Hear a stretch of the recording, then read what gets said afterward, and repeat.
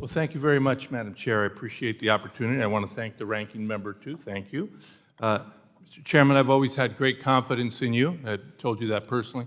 Now that you're a deadhead, though, I'm not quite sure. Especially after 50 years. But anyway, again, thank you very much for being here. I appreciate the service you've done for our nation. One of my colleagues was talking about the difference in inflation rates in the United States and Europe, on both sides, actually. One of my colleagues on our side talked about that. And I was wondering if you saw the headline today in the New York Times about the UK inflation rate. Yeah. And you saw that they're running, I think, at 8-something%. Yes, I did see that. Yeah. And you were asked a question by a gentleman on the other side of the aisle that when the Biden administration took over, what you could buy for $1 now cost $1.16, and that was hurting consumers.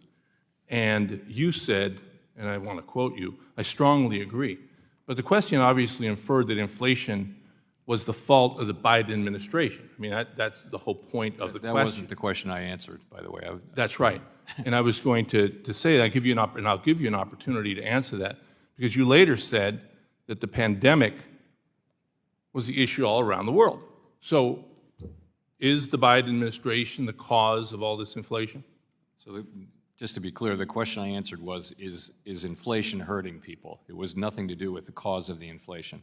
And but it's inferred, Mr. Chairman, when you say that this has happened during the time of the Biden administration. I think the question clearly infers that. I think you understand the question I was really answering. So I guess I would say again, people are going to be unpacking the causes of this inflation. Many academic careers will be built on new ways to look at this. Former Chairman Bernanke delivered a paper with a colleague just a couple of weeks ago at Brookings on this.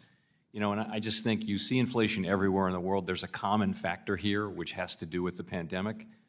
There's also a room for fiscal policy. There's a room for monetary policy in the explanation. And I just think it's very hard to unpack that. And it's not up to us to make a judgment about, we don't render judgment on fiscal policy. We don't support it, we don't criticize it, we take it as something that arrives at our front door. No matter who is president, no matter what fiscal policy is, it's not something we play a role in commenting on or criticizing or praising.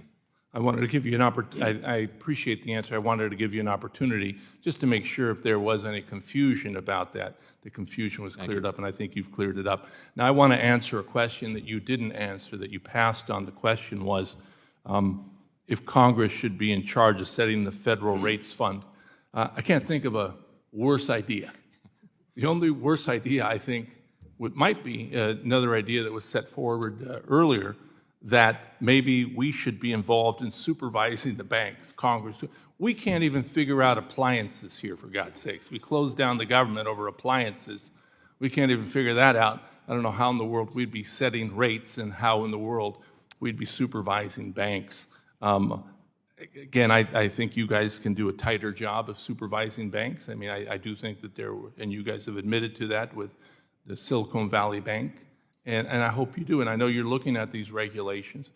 It was brought up that since 2008, 2009, their capital requirements have gone up, and the banks generally have done well in the stress test. What was the law that caused the capital requirements to go up? It was a combination of Dodd-Frank and also the Basel Committee. Of course. Agreements. And those are the two things that I've heard from colleagues on the other side. They just keep beating up. Now they don't do it as much, but when I first got here, now that's the CFPB.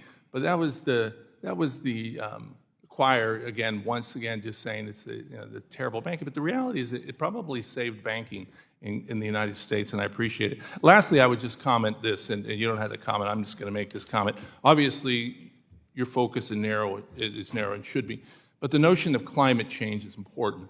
I do think that it's affecting the economy. I do think that it's affecting our world, and I do think that we've had our head in the sand for way too long on this issue, and we have to do something about it. Obviously, that's not your mandate, but obviously it's important. I hope we do something about it.